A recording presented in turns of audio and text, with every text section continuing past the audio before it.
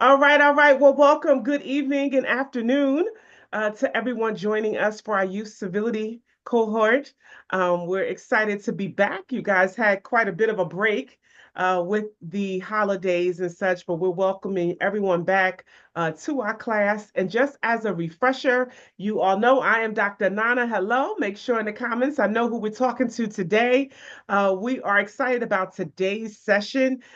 Just going back to our last session, I believe it was the essential skills of emotional intelligence and civility, right? Anybody remember that? And so we really got to learn why our emotions were important.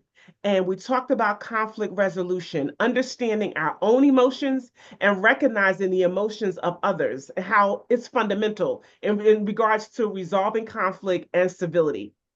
And one thing I remember, and hopefully you guys all as well, was talking about self awareness, right? Being aware of your feelings, identifying your triggers, and understanding your body's reaction were crucial steps to this moving forward with emotional intelligence and conflict resolution, right? And so I recall a lot of the things that was shared was emotional intelligence. How does it contribute to civility?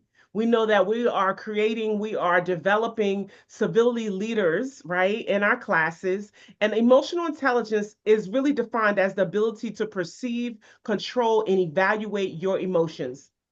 Can we do that? We can do that, right? We're moving forward in that space. And so some practical things, which was your homework. Anybody remember the homework? What was the homework? Type in the comments. Let me see. Because we're going to move forward on the strategy, right? It was to maintain a Mm. journal, right? It was highly recommended by Dr. Green, right, to help us to really continue on this ongoing personal development and growing in our emotional intelligence. And this involved us documenting, reflecting on our emotions, how we were feeling, what were the conflicts of the day, of the week, what were some of your encounters, and really focusing on describing the situation and identifying the specific emotions that you felt. Okay. Remember that it's not so much what the conflict is, but what's happening inside of me. And then also considering what might be happening in that other individual and anybody else that's involved in the conflict. So I thought that this was really a helpful homework assignment. And obviously, this is something ongoing. So I definitely want to, hey, you guys could drop in our chat or drop in our WhatsApp group a picture of your journal. It can be also, sometimes I use my notes on my iPhone. It really just depends on what I have access to. Mhm. But I have two going on at the same time. Sometimes I like to write, sometimes I like to type, whatever I have available. I know one of your coaches, Coach Ayana, she is absolutely a journalist in a way, right, Ayana? um, so she is very say experienced and really works well with journaling as a part of her process and her strategy to emotional intelligence in that regard. So we're grateful for that. But that was just a recap because I know it's been a minute. I want to make sure we're on the right path, right? So we're moving forward. And this class is really about global citizenship. All right, you guys coming in? And so we're excited today because we have Miss Krishna Garlic Faulk. She is a dedicated public servant, an educator, and an advocate with deep roots here in New Jersey, in the USA. She earns her bachelor's degree from Hampton University, and she also has her Juris Doctoral degree from Roger Williams School of Law. She returned back to New Jersey to Elizabeth, and she started leading a nonprofit housing development and making lasting change in her community. Right. So that's one thing. She went out, got her education, but she came back home to make a difference. Currently, she Yeah. is serving as the Director of Health and Human Services for the city of Elizabeth, where she resides, where she oversees everything from youth programs to public health to emergency services. She's also an adjunct professor at Keene University, where she teaches future leaders in public administration. But her impact doesn't stop there. Miss Garlic is also the chief collaborator of Collaboration Over Competition. That's the connection with Dr. Green.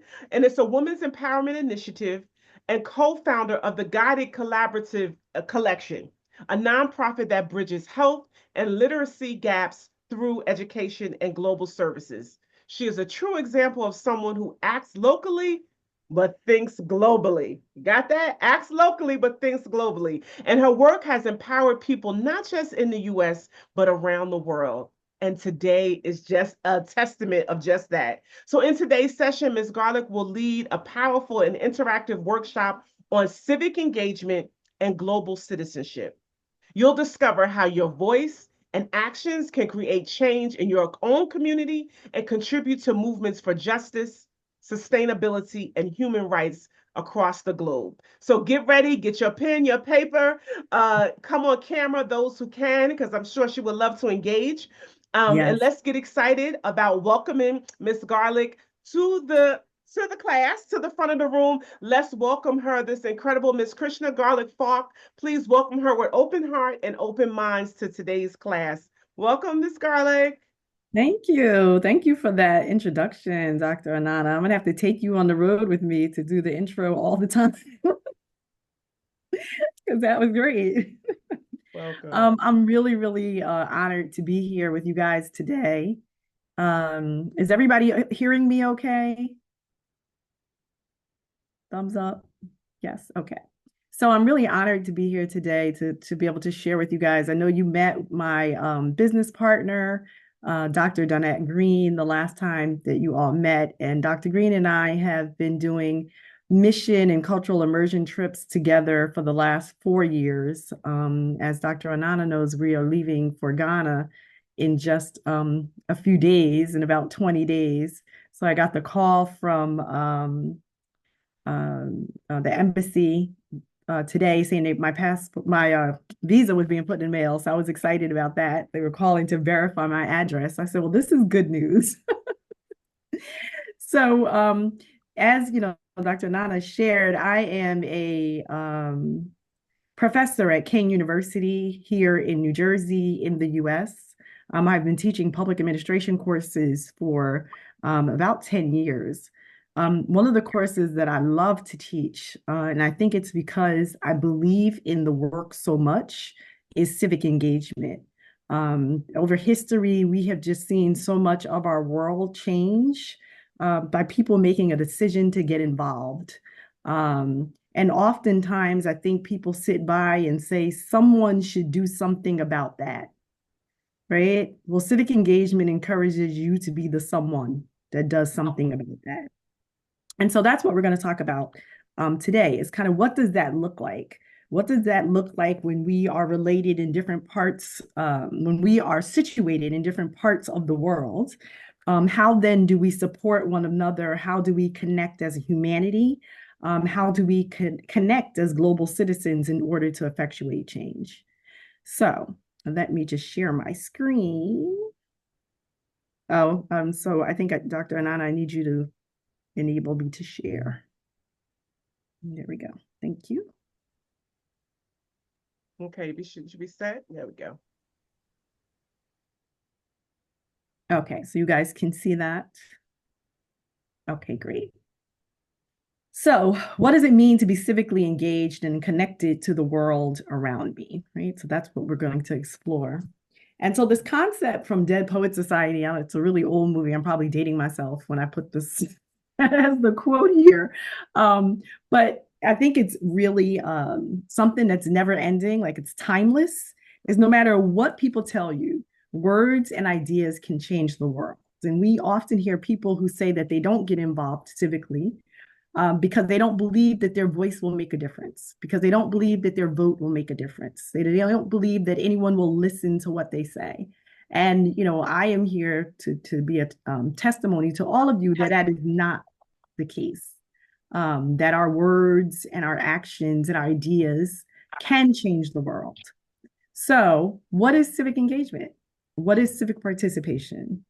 It is an individual or group activity addressing issues of public concern. Civic engagement includes communities working together or individuals working alone in both political and non-political actions to protect public values or make a change in the community. So the goal of civic engagement is to address public concerns and promote the quality of the community. And so we hear people say, oh, I don't do politics. right? I don't get involved in politics. I don't like to talk about politics. So as a part of being a good citizen of our communities, we do have responsibilities around getting involved in civic engagement, being involved civically, getting involved in the political system, expressing our opinion about things, making sure that our legislators know how we feel about things. And so we're going to go a little deeper into what that may look like. So civic engagement refers to formal political practices, but it also refers to informal organizational activities that promote democracy by expanding citizen participation in problem solving and broadening access to social and political capital. And so I think as we go through some examples, you're going to be surprised to find out that some of the things that you may be involved in, right, as high school students, as college students, as citizens and members of your communities, that some of the things that you're doing, I think someone's trying to get in class. Let's see if I can admit them. That some of the things that you are doing are actually civic engagement. You may not realize that that's what it is. So, I think there we go. Okay, so what does civic engagement look like? So formal civic engagement is voting in elections, right? Probably the most common example people think of. If I go to vote in an election, then that's me getting involved civically. But serving on a jury, right? So, oftentimes when people say that I don't like to serve jury duty, or I make an excuse to get out of jury duty so I don't have to serve, it is a part of your civic responsibility to participate in jury duty. Running for public office, right? Deciding that you're going to be involved in running for public office, whether it's in your school, your college, your town, your community, your state, your country, right? Getting involved by running for public office, attending town hall meetings, making sure that we attend meetings and make our concerns known to the folks that are in power, joining a political party or a campaign, serving on a government board, right? So when we hear about library boards, for example, or school boards, right, to make decisions about things that are happening locally, and petitioning the government to influence legislation or policy. So seeing something or identifying something that I don't like and deciding that I'm going to petition the government to get involved, or to at least make my voice known. Here in the United States, many people last week spent time on the Hill, because and when they say that we were on the Hill, that means that you were going and speaking to legislators, that you were going and speaking to senators and to congresspeople to talk about issues that are important to you, that people would be willing to go and spend a week of their time advocating for policy and money and resources to be allocated to issues that are of concern to them. So that's one of the ways that you can get involved formally in civic engagement. But then there's also informal civic engagement. So volunteering in the community. That could be something like volunteering to do a community cleanup, volunteering to feed people who are hungry in your community, volunteering to work with cleaning up stray dogs or cats or animals, right? Because we have a lot of animal lovers who will volunteer to get involved in initiatives that affect animals' rights. Participating in protests. And we know around the world right now, there are numerous protests that are happening because people are very frustrated with the way that government is running, the way that government is making decisions. And so people are protesting it, and that we have a right to do that, or demonstrations. Organizing community discussions or forums. And there's a lot of ways that we can do that: online, social media, in person, blogs, a ton of different, thanks to technology, a ton of different ways that we can start to engage in conversation with people about things that maybe we don't necessarily agree with the decisions that are being made by our elected officials, or we want to bring awareness to an issue. Supporting mutual aid work, right? So work that's happening in other parts of the country or outside of the country. Am I sending donations? Am I working with my peers to raise money to send donations to another community who I know is struggling? Engaging in social media advocacy, right? So if people say, well, I don't have any money to give, but you have a voice, you have your computer, you have your smartphone, right? So you can bring attention to issues that maybe people are unaware of. Boycotting or supporting business-based ethics. So I don't know how many of you know here in the United States that there is a huge boycott going on right now against Target, which is a local kind of I don't know, kind of that's an everything store. It's kind of hard to describe what Target is, right? They have everything. They have everything from food items to clothes, to school supplies, and they just have a variety of things. But it's a very large corporation here, and there was a decision made by Target Corporation to no longer advocate for diversity, equity, and inclusion programming in the U.S. So there was a call made by a very prominent religious leader here in the United States who said, as a community, we are going to boycott Target. And that has been going on for, I guess, 6 to 8 weeks now, maybe a little longer. But Target is starting to see the impact of that in their finances, in their numbers. And so there is power, right, in boycotting. And making sure that we shop at places and that we spend our money at places that hold the same ethics and values as we do, right? And so oftentimes people don't think about that as civic engagement, but choosing to spend your money at one place versus another, choosing to go maybe to a local community store because I know this person who owns this store, and so I'm going to spend my dollars there versus somewhere else where people don't respect me or don't share my values. And then also mentoring or tutoring youth, another example of informal. And so if there are organizations that you guys are able to get involved in where you're able to work with kids to learn how to play soccer or to be a part of organized sports, dance classes, helping them with math after school, right? Those are all things that are civic engagement. My son, who is 22, he and his cousin started a basketball league here in New Jersey in Elizabeth. And so they are mentoring 15 and 16-year-olds, and they're 22 and 25, right? So it's not an issue of how, I have to be old enough to do this, right? We can give back and start to get involved civically very young. And that, historically, when we think about how major things have changed across the world, that it has always been under the leadership of young people who have decided that they did not like the way something was happening in the community around them. And they then decided to boycott, organize, protest, and advocate for change. And so you guys should feel empowered and inspired to do so.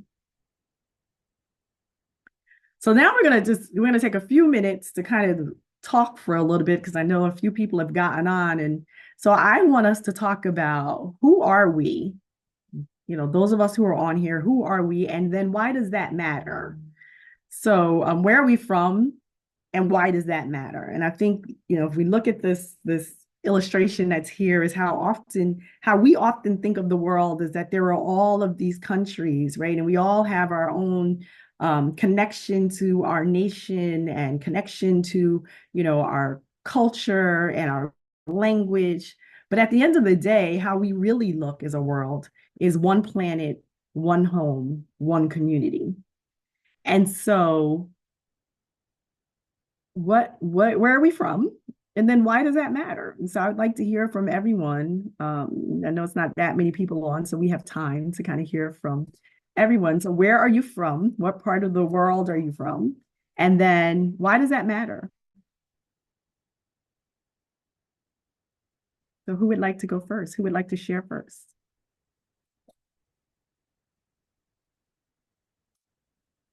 So I already told you guys two really important things. One, that civic engagement is about like advocacy and being active. So obviously, I'm expecting that people are going to be active and participate. I also told you that I'm an experienced professor, which also means silence doesn't bother me. So I will sit here and wait for you to say something or I will call on you. So I love it. I love it. All right, guys. So unmute yourself. Tell us who you are, where you're from, and why does that matter? I'm not sure if they know the why does that matter part necessarily, so might have to do that, but let's it's just their come on up. opinion. Just hit Yep. unmute. If you cannot, then type it in. But if you can, please unmute yourself.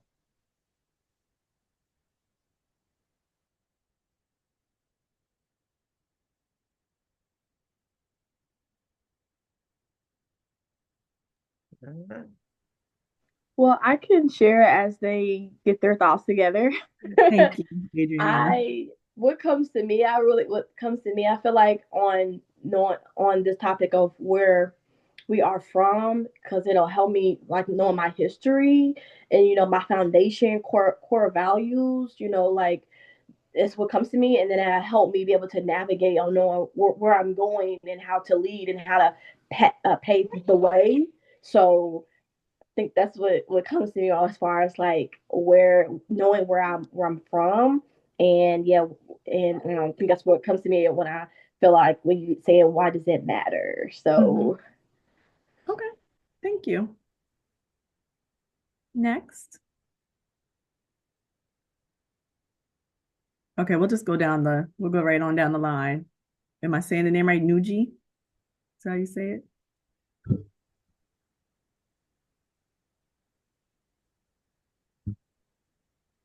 Feel it unmuted.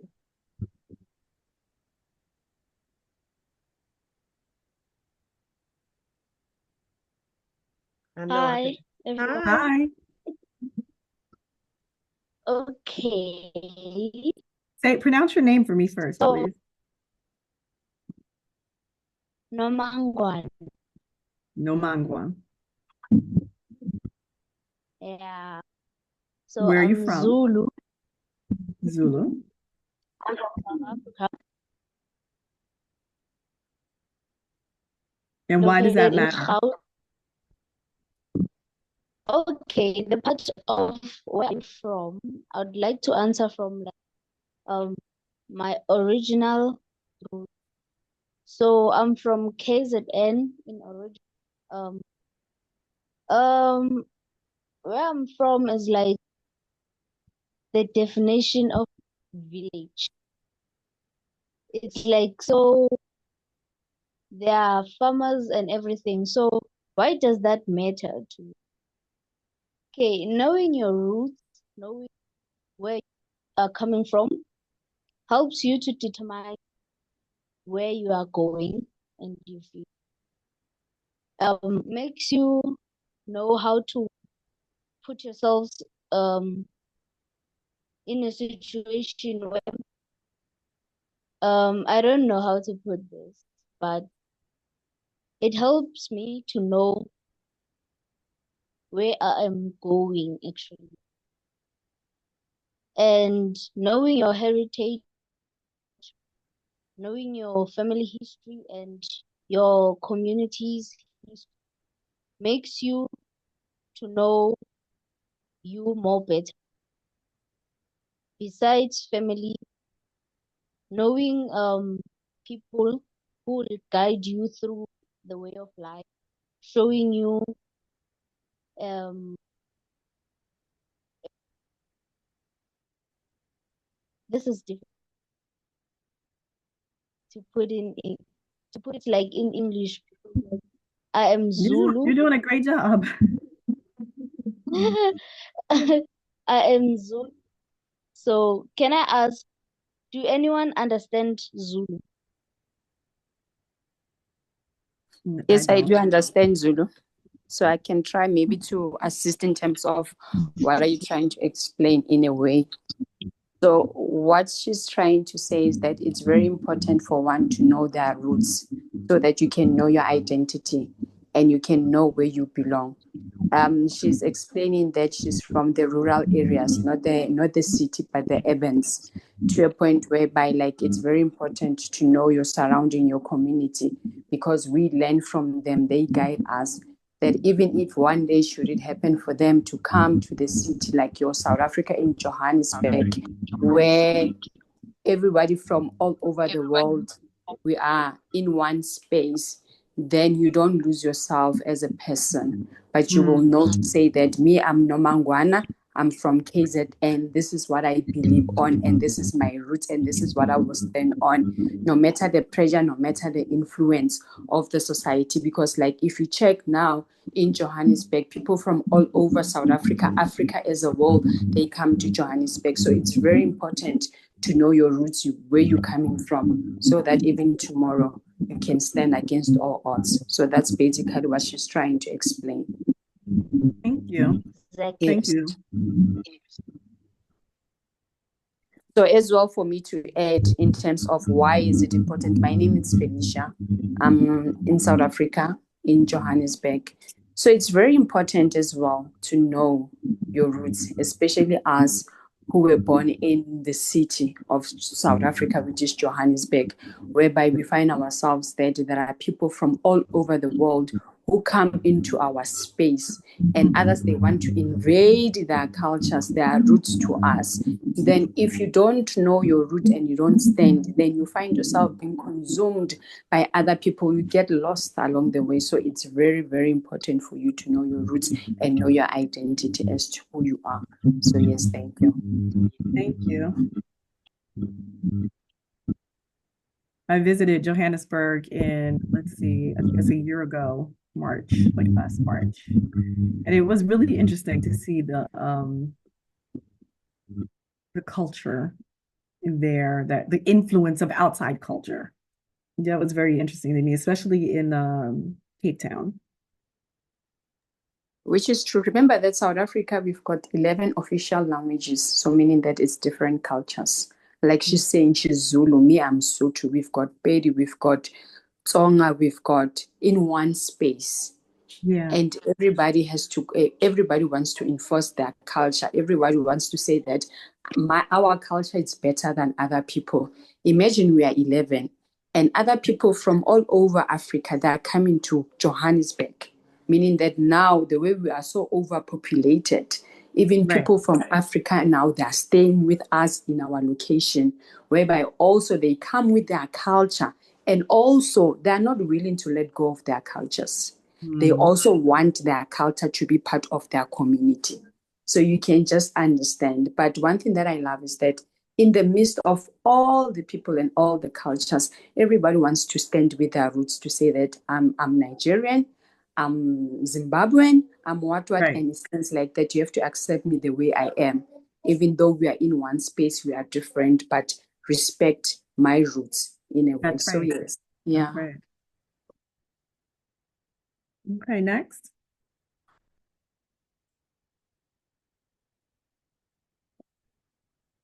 For those of you who may have gotten on a little late, the question is, who are you? Where are you from? And why does it matter?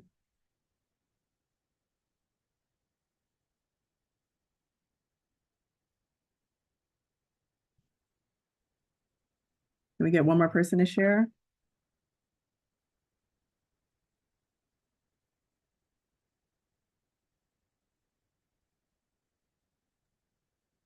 Did you call on the next person? Let me see. Didn't. Okay, let's see who else. I see Favorite is here. That's Kenya and Burundi. I see Mano, that's Canada. Look, I know I don't want to say this wrong. Mano, can we get you to share? Oh, she's moving around. I see. She can't talk. Okay. She's listening in. Okay. Thank you. Is it Sinowazi? Sinowazi? Favored? At least we can get one or two more. Yeah, Shepo, can you share? I see.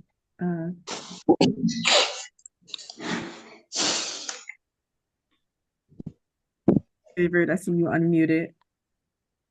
Yeah. Hello, everyone. Hello. Hi, how are you? I'm good. I go by the name Favored. I currently live in Burundi, but my nationality is from Kenya. Can you hear me? Yep, we Yes. got you. Okay. So I'll speak from my side from Burundi, because I've been currently living here for 5 years now. Then I can say from Burundi, what matters is it can depend in the context it can depend, but I can give some few examples. One I can give is culture identity. Culture identity, it shapes the values, language, and traditions and worldview. This can influence how you connect with others and what stories you tell, especially even in a creative field. The last but not least is the opportunities and challenges.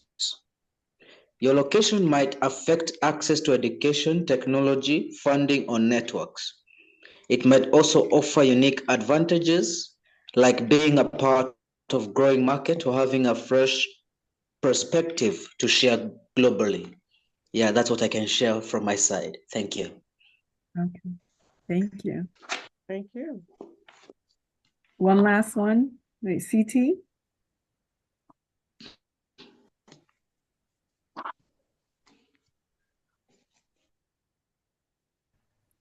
Hello, so sorry I forgot to rename myself. That's how it appears from work. My name is Carol Tuta from Kenya. Okay.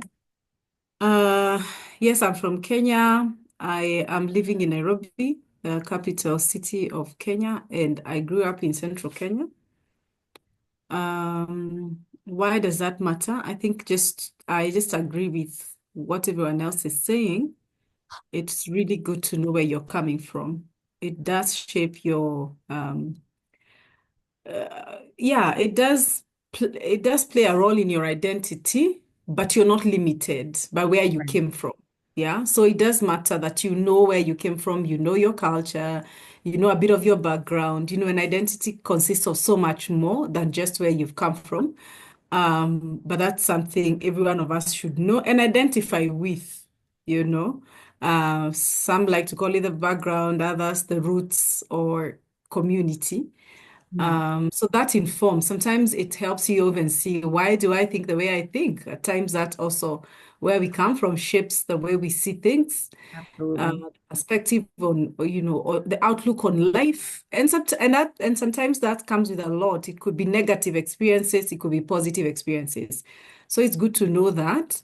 But what I'd like to highlight is that where you've come from does not limit you. You can go as far as you want. You can change locations. You can even build a fresh start. You can go and decide, okay, now I want to come from here. I mean, people, move and relocate and all that. But it is some knowledge that we should all have and be aware of. I think that's all I can say. Thank you. Thank you. So I thank all of you for all the reasons that you said, for all the reasons that you stated, because those are absolutely true. It in the context of civic engagement, knowing where people are from, what their experiences are, what their culture is, fosters empathy, right? I think that was kind of to the last comment that we just heard, right? That it shapes how you respond to things, right? How you feel about experiences, how you might interact with a group of people, right? It's going to foster cooperation and a sense of shared responsibility, right? It also helps us to recognize that we all share fundamental experiences: the need for safety, the need for love, the need for dignity, and the need for opportunity, right? That is something that we kind of share across borders, across communities, across language, across culture, right? Is this need for love, dignity, safety, and opportunity, right? So it helps us to be able to understand that about one another. It makes it easier to break down barriers of prejudice and nationalism and indifference, right? Understanding where people come from makes it easier for us not to have prejudice against that group of people. It helps me to be able to understand maybe why someone's language is spoken with a certain tone or at a certain volume or with a certain accent or with that foods are prepared a certain way, right? Like it's one of the beauties about being able to move around the world is that you get to have an appreciation for culture that helps to break down prejudice. And it helps to break down nationalism. We should be proud that we're from America, that we're from Kenya, that we're from, wherever, South Africa, wherever it is that we're from. We should be proud of that. Should it be to the point where we have a dislike or a bias against other people from other places? It should not, right? And so getting to know other people, getting familiar and comfortable with who we are helps us. It's easier for us then to break down nationalism. And it makes it really difficult for you then to be indifferent to what's going on with people, right? And so that's really what we want to work against is if something's happening here in America, I want you to care in Johannesburg. When I got to Johannesburg and they told me that we were that the folks in Johannesburg were boycotting Starbucks, I was boycotting Starbucks too. Like it was just right. We can't be indifferent to the things that are happening across the world, right? So this helps us to break down those barriers. It also helps communities work together to address global challenges such as poverty, climate change, inequality, and conflict. Because these are things that can't be worked on by a single village, a single community, a single neighborhood, not a single neighborhood in the US, not a single neighborhood in Canada, not a single neighborhood in any part of the continent of Africa, right? It is something that if we don't work together jointly, that it will not be solved. So being comfortable and understanding who we are helps us to be able to communicate with other people in a place where we know that we're not going to lose ourselves, that we're not going to lose our identity, right? But that we're able to say that we have these commonalities, these common issues that are affecting us as a humanity that we can work together to address.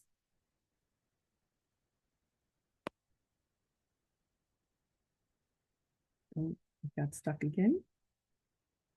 Okay.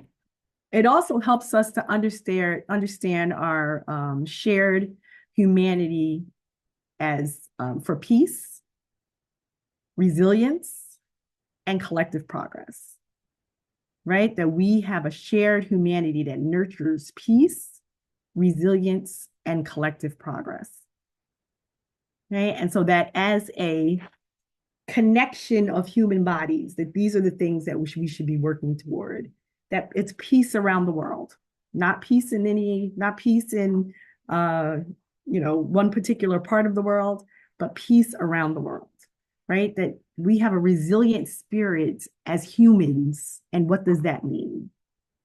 And that we want to work toward collective progress, not progress for any one group of people, right? But collective progress for all of us. And that is why it matters. So then I want to hear from a few of you about what are you passionate about?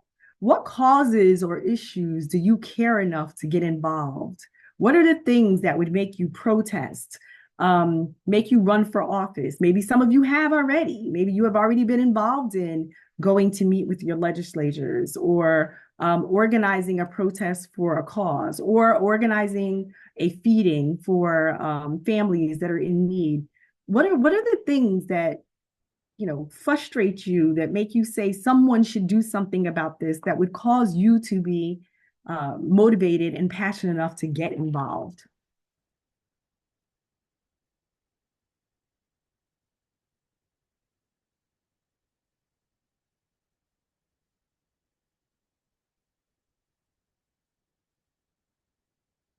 What about Carol? We haven't heard from you.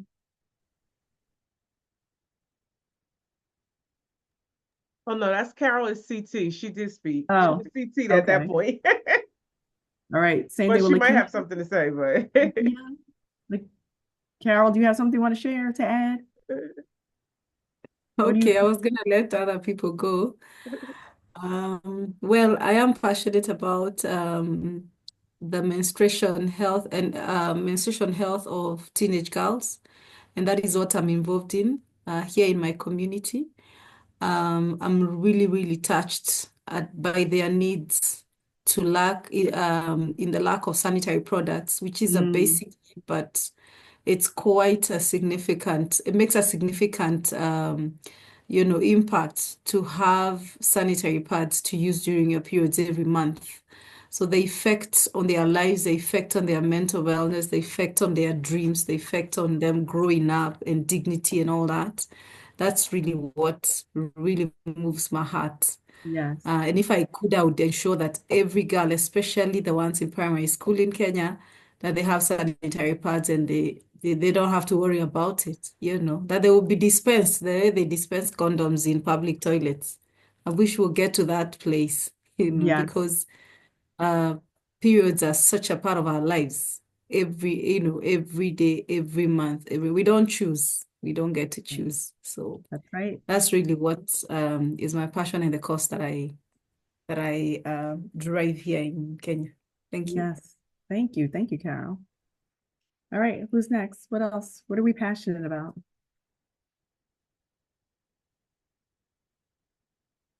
I can go while others get their thoughts together. Okay. So, I think I forgot to add. I'm also in the United States in Indiana, and Okay. what I'm passionate about is community development. Okay. And yeah, just community development. I was exposed to like a community, and it's different from driving in it. I was able to walk it, and it was Mhm. just a different perspective, and so that motivated me or gave me some. I was passionate about or cared about the development. I seen the development in this community. I'm like, oh my gosh! And as I travel in other areas, this community didn't look like other areas, and yeah, as I continue to, travel in my small part of the world, I see that repeating in other areas. Like this community, this neighborhood doesn't look like this one. Or if I go up in another area, and so I'm like, okay, I want our communities to have what they need. Like this community shouldn't be lacking this, or when I go, it should all somewhat feel the same, like as far as like the look, like I feel like it's a clear indication on in lower areas, and so I want to develop lower areas, like underprivileged areas. Just I'm passionate about community development in underprivileged communities. I guess that's Yeah. overall what I wanted to No, share. Yeah. Adriana, that's awesome. And I mean, I think the idea that you see the importance of being able to duplicate that in other places, right? And again, that's how we talk about how are we connected, so it's not just what's happening in Indiana, but how do I make sure that in other parts of the country, outside of the country, I mean, I think for Dr. Green and I, that's a lot of how we started our work. That we were like, oh wow, literacy impacts children's success here in the United States. How is literacy impacting people in other countries? And Right. so we started to say, let's look at like health factors. Let's look at, how health disparities are manifesting, socioeconomic disparities are manifesting, like Right. what's happening as a result of people's literacy challenges. And so, you start something here and it grows, Yes. right? And it Yep. continues to grow. And then you start, and I always talk about when it comes to civic engagement, once you're successful at one project, you start to believe that you can change the world, right? You're successful at one project and you're like, oh, this is amazing. And all these people joined on to help me with this. And then you go into another project and then you're like, wow, that was even a bigger project. And all these people joined on to help me with this. And next thing you know, you're doing what Dr. Anana is doing, and you're trying to change the world all over the world, right? Right. Yeah. And then people like us connect and we say, hey, how can we work together? I'm already thinking, how do I help Carol, right? With the, period poverty issues, because that's something that's really real here in the United States too. And there's probably things we could share and strategies we could share. So I think Adriana, that's great. Thank you. What else do we have? What else are we passionate about? What's going to make you get out of bed in the morning and say, I'm going to do something about this? I'm going to talk to somebody. I'm going to call someone. I'm going to call my legislator. What do we have? I'm going to run for office. From my side, I'm passionate about helping young people, especially the ones that are in school. Currently, what I'm doing, we have a project that we are doing as counselors. We go to schools to help young people to deal with any challenges that they have. It has been a very challenging in terms of physical and emotional to think of what young people are facing, not only in schools, also in their families, whereby they bottle up things and you have to walk with them. We work with them through the journey in terms of to find a solution to that problem. So mental health is very, very real here in South Africa, especially young people, whereby others, they commit suicide. So we're just trying to go to schools to see how possibly we can help them in terms of dealing with thinking patterns. Because Yeah. I believe that if we can help people to have the right thinking, then we can eliminate some of the things, even when the challenges are coming. Then with the right thoughts, you are able to make right decision at that moment. So currently, that's what keeps me going, just to see those future leaders being okay. I Yeah. know that we can help them throughout, but we can do something, to reach out. There are many, but the little that we can do, then yes, that's what keeps me going. Awesome. Yeah, mental health is a big issue around the world. It is, Absolutely. it is. And I think unfortunately in a lot of cultures, especially Black cultures, it is Yes, seen as very much a taboo subject. It's kind of, man up, you can handle it, get tough, right? Like that kind of language, versus let's get you into counseling, or perhaps you need medication, or et cetera, et cetera. And I know we see that happen here oftentimes, as well, that a lot of men, Black men in particular, will go without accessing Mhm. mental health services because of like embarrassment, or feeling like it's portraying them as weak, right? Versus needing help, and that it's which is okay to need help. which is true. It's a silent killer, even our Yes. young people. And I believe that one thing that we're praying for, it's resources and medication, Mm, we can be able, and for something that if one realize, it's easy for them to identify the place that they can go to. But at this point, it's something that it's not well recognized on our side in terms of mental health. Yes, we understand, but we don't know how deep it is. And there's no awareness as well to say that how does one identify to say that, what, these are the signs, these are the symptoms that I'm showing. So meaning that somehow, this is, and for us to say, I think also in that point, it's like, it's okay for you to feel this way, it will pass. When you brush something right. off, to say that, it will pass, only to find that it's not something that is passing, but it's something that creating a wound within you. So yes, it is real. It is. Absolutely. All right, let's get one more share. What are you passionate about? I'm gonna try and say your name without saying it too badly. Sino Watsi?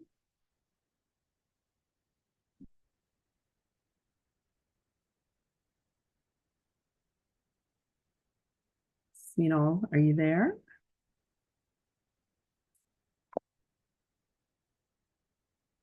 Who else do we have up here?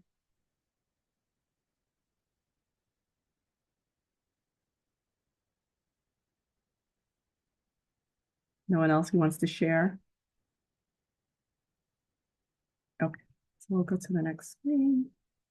So I think another factor is when it comes to getting involved in civics or civic engagement, or being civically involved, is that there are these other factors that influence our decision to get involved, right? And so one of them I've been saying, right? People will say, oh, I think somebody should do something about that, right? We always think that that solution should come from somewhere outside of ourselves, right? Like we see that there's a problem, we see there's something that needs to be addressed, we see something that we're not satisfied with, and we're like, someone should really fix up that house, or someone should really deal with that trash that's there, or someone should put a program in place to feed, hungry kids, or someone should make sure that there's, sanitary napkins in the bathrooms, right? Like whatever it is, somebody should do it. But the reality is that we are the someone, right? That every individual who identifies these needs to be a part of the solution and their way, whatever that is, whether, again, it's talking to your legislators about policy, whether it's helping to raise money to bring that project to fruition, whether it's organizing a community, getting involved in community organizing initiatives. So one of the things that I often wonder about, and so we can get some of your feedback, is do you think culture, right? So collection of shared beliefs, values, customs, behaviors, and artifacts that characterize a group or society.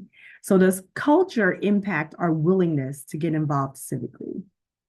So is it seen as, something that you shouldn't do or you shouldn't get involved in, or traditionally, young people may sometimes feel like, well, people don't want to hear our voice, so we shouldn't get involved. So the second part of that question being, do you think age, gender, race impacts our willingness to get involved civically? Right? So do we think culture impacts, right? There are some communities where, or some countries where you don't challenge the status quo, right? It's actually against the law for you to challenge the policies and laws and legislators that are in place. We have a movement here happening in the United States where our current president of the United States is saying that students cannot protest on college campuses, or those college campuses will not get their federal funding, right? So there are places where culturally being able to stand up and have a voice for yourself is not acceptable. There are places where women speaking up against things that they think are unfair, biased, is not acceptable. So what are your thoughts? Do you think these things impact what's happening in your local communities? And if so, how? And this is our final kind of question, because I know we're moving toward the end of our time. So, but I would like to hear what a few people have to say about this. I feel like, Adriana, you have something you want to say, because I was watching your facial expressions. Yeah, absolutely. Yeah, shoot. And I feel like I'm in a season where I'm trying to fight that. Like, okay, what the culture and what the culture is like pushing out.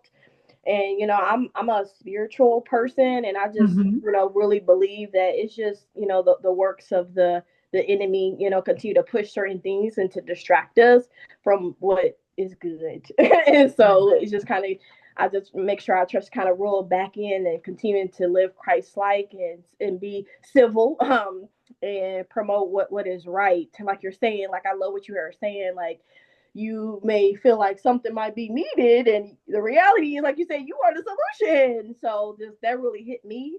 So I appreciate what you're saying here. But yes, I see it on with our media.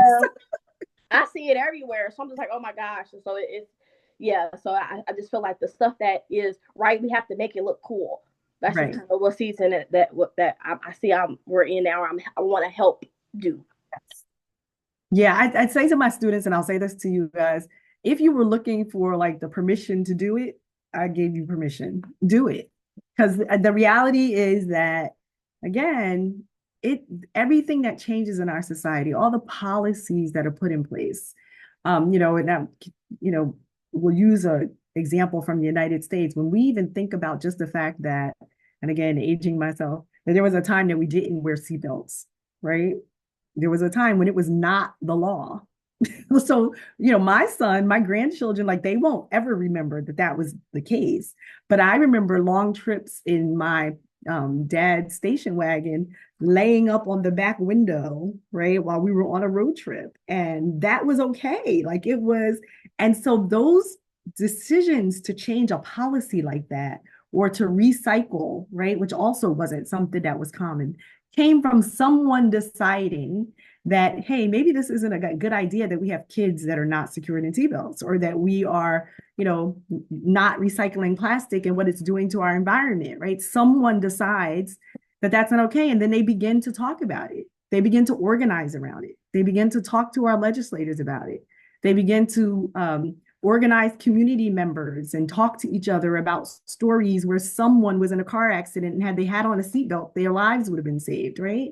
So we start having those conversations, thinking about what Carol was talking about, that if we start talking to our legislators, our elected officials about girls can't go to school when they have their period because they don't have access to sanitary napkins. This is how much sanitary napkins would cost for us to put them in the schools, right? Why wouldn't we want to solve this problem? This is an easy solution, right? So someone has to start to have those conversations before policy then gets implemented and changed, right?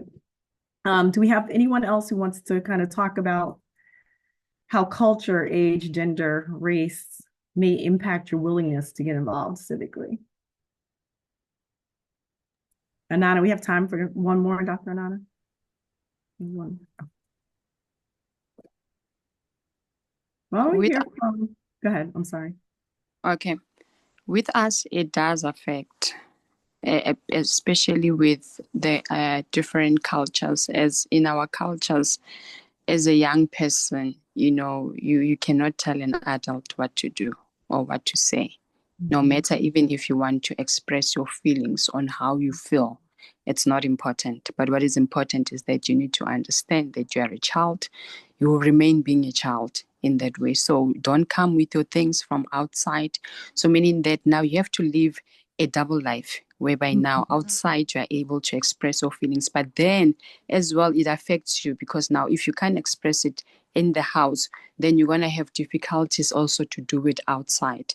So it does affect a lot, to a point that now even people from let's say maybe from the 80s and then going to the 2000, for us to come together and find a solution of us finding a common way of resolving things, a common way of doing things. It's that transitioning, it's very difficult, especially in South Africa, whereby now young people, they rely mostly on social medias to teach them something, and they say that you are old schools. Even us who are old schools, it's very difficult for us to go to their standard. So no one wants to come and let's say, how do we work together so that both of us, we express ourselves in a different way without not hitting each other's feelings.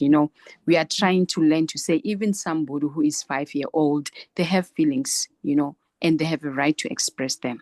But with our culture, how we were taught, our mothers, our grandmothers, like even 5, what do you know, 5-year, with their feelings and whatever, you don't have. So age, especially age, I would say age plays a major role. So meaning that no matter, even if they're hurt, why do you cry? You tell me. And crying, it's a sign to say that I'm hurt. But no, if I'm talking, you listen to me and you don't cry, you see. So that's that, but we are getting there slowly, trying to figure out how can we work together so that, thank you. Yeah. I mean, I think from like my reading and research, one of the things that is recommended to address those kinds of divides that happen with age specifically is to organize a lot of one-on-one conversations between elders and young people to talk about a topic, right? So to talk about, how can we solve this issue and get the perspectives of both sides, right? So that, and you do it one-on-one so that you don't get one group being able to shut down another group, right? If we get a group of elders in and a group of young people, we know what's going to happen. They're going to shut them down. But if we can do it one-on-one and say, hey, it's just going to be a problem-solving conversation. And then you have like 15 of those one-on-one conversations with different people.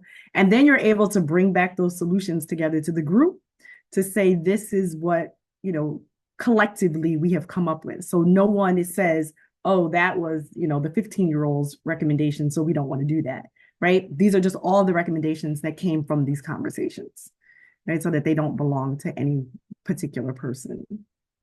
So, but I think that has also been, and still is, an issue here. We communicate different. Social media in the US is the same issue. Our young people are on their phones more than they can have a conversation with people one-to-one.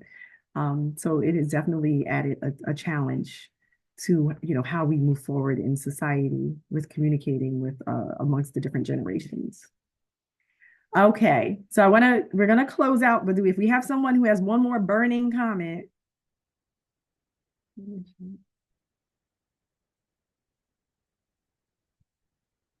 Okay. Well, I want to thank you guys for this time. Um, it was definitely enjoyable to talk to all of you. I'm looking forward to just talking to Dr. Ayana more and hearing about what you guys are doing over the next few weeks, few months, as you finish your program. And for those of you who I know are graduating and moving on, congratulations on the end of the year and moving into the next phase of your life, and just wishing you all the luck and success. So thanks so much for having me.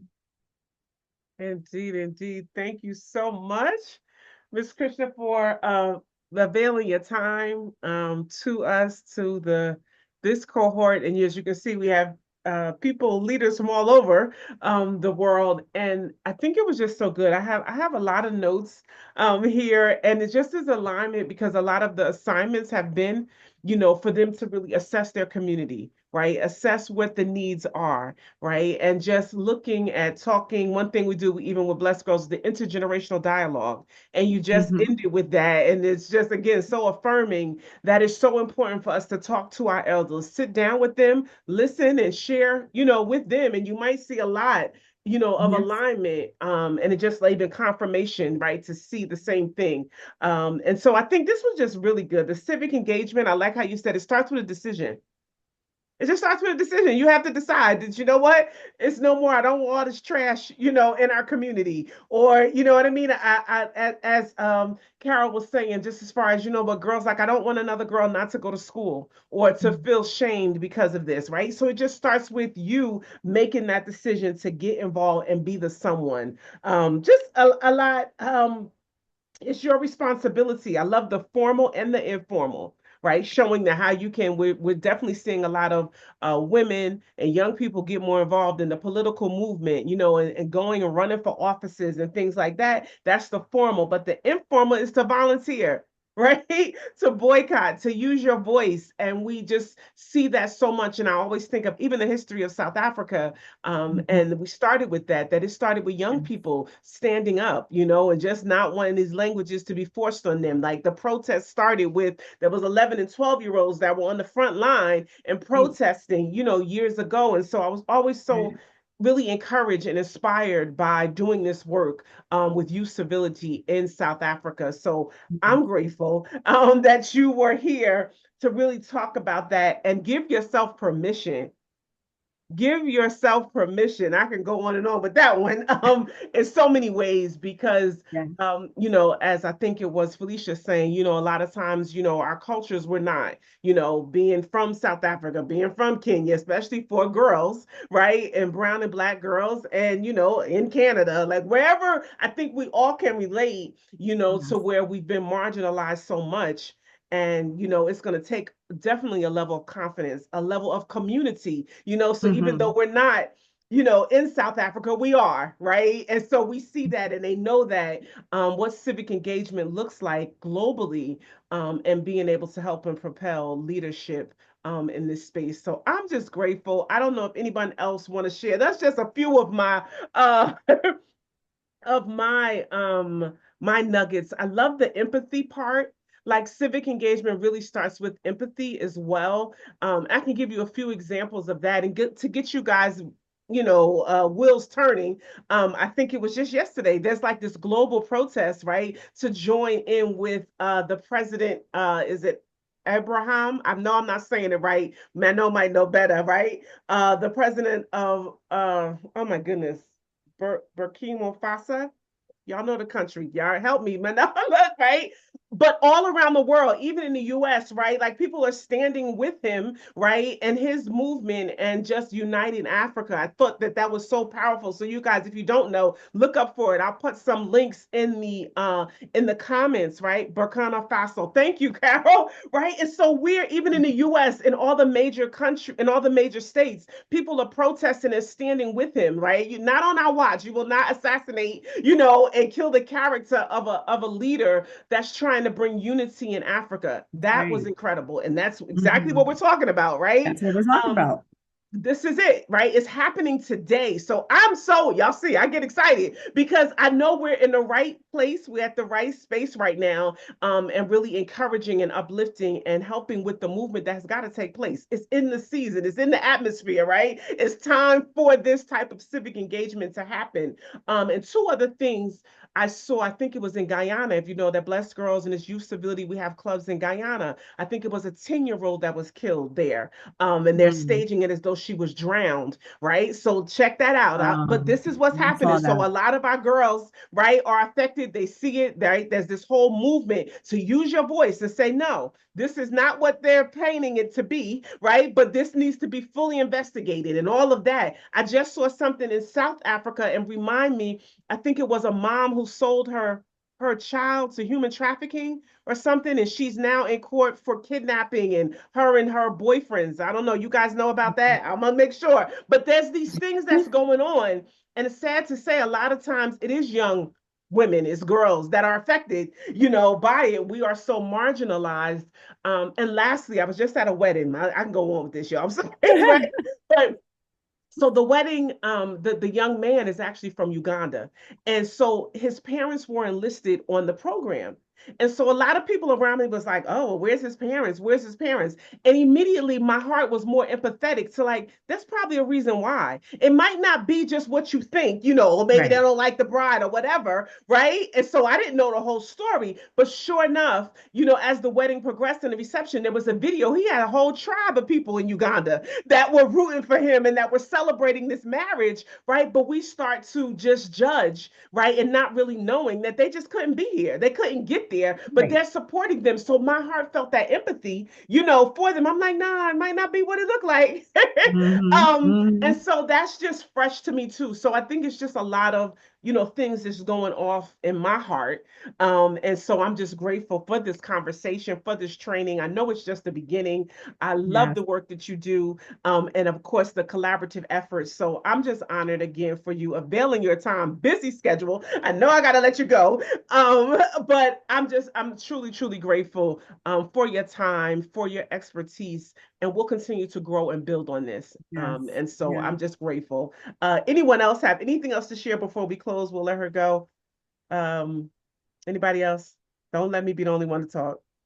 Thank you so much. We Thank are you. so grateful that we had something to learn today, something that takes us back to rethink again, to say that, what, my voice matters. And what I believe it's very important, no matter the age, you can still express yourself. Even myself, it's something that I'm learning as a mother, to say that it's okay for me to allow my kids to express themselves. Let them have voice in everything. Let not suppress how they feel because I feel like they are kids. No, they have to. And also important to know my roots, my foundation, because also it will be better for me to network. It will be better for me to open those doors for me. But thank you so much. I've learned. I'm going back to listen to the recording so that I can learn more. But we appreciate the time and the love that you have given us, and we hope that one day Dr. Anand can arrange again for you to come back, for us so that we can learn more, or maybe for us to do a review to say that whatever that you taught us, did we go and apply it in our life? I think it will be great even for others who are here to say that let's go and put into practice what we learned today. And then we'll come back and give you a review of how it went, what was our challenges. Then we can go back and you can maybe tell us going forward, what can we do based on the challenges that we went through by applying what you have taught us today. But thank you so much for your time. Honestly, we didn't take it for granted and we receive it with open hearts, and we thank you that the Lord do you well. And thank you so much. Awesome. Thank you, Felicia. Thank you. Thank you. Anyone else? Any of our coaches want to share? I know I you're still can. busy, but I know you usually, who's that? You usually have I know Adriana. this right up your alley. This Who? right at your point too. Was that somebody else? You was talking to someone else? I'm sorry. No, go ahead, Adriana. Go ahead. I just appreciated again your time as well coming, and I really like to dive deep on like the why on things, and I feel like this was very helpful. Like you allowed me to again think about okay about civic engagement. Okay, what does that look like? Is it like just different, just the breakdowns, like the formal, the informal? I really didn't know the difference really. Like you can be doing something but not really not kind of know like the what you're doing, I guess, and for lack of better words. And I appreciated that the breakdowns and then just the highlighting on the who we are and why does that matter, because yeah, it is very important to understand that in the midst of I think a season on where people are maybe trying to take away our history. So it Yes. is very important for us to Mhm. kind of know our roots and continue that first inside of our families. That's what I'm definitely going to continue to do, start here, and so that be able as they continue to grow. And yeah, so I was very appreciative, this time, this conversation of your time. So thank you so much for being here. You're welcome. Thank you. And I would like to say something too. Although I didn't speak because I was in class, I was listening in, and I felt like all the questions that you were asking was really good, like helping people to really understand who they are and their purpose and understand where they come from. Because we as people, we don't ever really know our history and our background, and we always assume stuff, and people always try to tell us what we came from or what we're supposed to be like. But when you actually take the time out to really try to understand it and know it, like it helps you become a better person. And it also helps you to be able to understand your passions and who you really are as a person. And so I feel like this was really good for the students. And I felt like I hope that they were all able to take something out from this lesson, not even just about what you were talking about, but just being able to understand them more better as people. And I wasn't able to attend the other class, but I felt like this was a good add-on from the other class, like just really combining everything and making it like into one big thing. So yeah, I'm really grateful. Thank you. Ayana, you still have class, even though you're like That part. graduation and stuff is coming up in the next couple of days? Yes, ma'am. My last day of class is Monday, and I have an exam on Monday, and a presentation and final paper on Wednesday, and a paper due on Thursday. So it doesn't stop. They don't care. Good luck. Wish you well. Wow. Oh, Yeah, I think to Ayana's comment, we didn't even touch some of the challenges that come around people not knowing where they come from, right? That's a whole nother, you get into a whole nother level of conversation that, as Black people, we've had such a journey when it comes to where our family and roots originate from and maybe where we are now. Yeah. And so sometimes people have no idea about that history and that journey. And then how does that impact your willingness and ability to stand boldly in something that you believe in, right? It's, it's a challenge. So, Thank you so much. all And right. before All you right, go as well, everyone. on behalf of our South African young people, I believe that going forward, it's something that we're going to learn to say that, it's okay to express yourself. 99.9 we communicate with our mother tongue, and 1% is something that we speak English. So most of the time we communicate with our mother tongue. So it's sometimes to express ourselves. But I believe they have something that they wanted to say. Maybe they can write it down, and then Dr. Anand will tell you what they are That'd be saying, awesome. the feedback as well. But thank you so much. That would be great. That would be great. Absolutely. We'll definitely convey that. I saw that we had a question. Felicia, can you pronounce her name? I don't want to get it wrong. It's Noma Ngwane. You can say Noma. Noma? No. Okay, Noma. Yes. She's asking, Can someone ask me, is it good to worry about the future or is it bad to not worry? So I guess just worrying about the future, as a young Wait, person, do can I you? say something about that? Yes, please. I would say that like you're a person. Of course, you're gonna worry about what's to come next and what's gonna happen after and next. But I would say like take time, like try to slow down and really just be present in the moment and allow yourself to get a lot of experience and put yourself out there and get a lot of resources to be able to build your network and your community because that's going to help you way more in the future rather than the things that you know. Because a lot of times in life, everything is about who you know rather than what you know. And the Hmm. more you take time to just build yourself and your character as a person, and the more you take time to like really make those relationships and make those opportunities for yourself, then when it comes time in the future and you're like, well, I'm stressed about this. You don't need to be stressed because you probably know somebody to help you when it comes to that thing. So I would say that. Thank you. Thank Yeah, you. so one of the things that I think that's great, Ayana, like you through these conversations, through all of the classes and folks that you've had coming and speaking, you're building your social capital. So Mhm. when you get ready to solve a problem, you should be able to reach out to anyone that's on these calls, to Dr. Anana, to Dr. Green, to myself, to any of the coaches, and say, hey, I got this problem I'm trying to figure out, and I need you as a resource, right? That's what, making these connections globally is about. It's about building your social capital. And so, yes, we can worry about things, we get concerned about things, but it shouldn't paralyze us, right? We should be able to reach out to the folks that we know and figure it out. And also, we are all firm believers in God, and God doesn't give us the heart of fear. So that's nothing but the devil trying to distract you. All right, come on. The Um, good word. Go ahead. thank Go ahead, Noma. okay, thank you for all the responses. So, what made me ask this question is that someone asked me that same question, Mhm.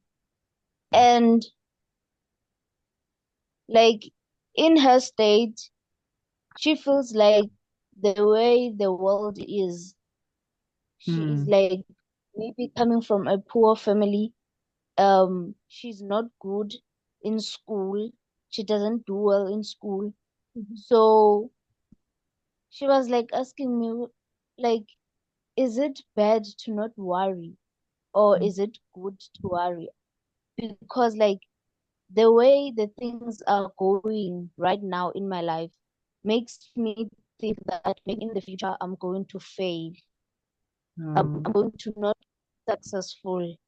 So what I told her is that to reach the life of your dreams, you need to learn to be comfortable being uncomfortable Hmm. so that you can reach out and get help to other people, Right. and get more information and and be more educated and grow.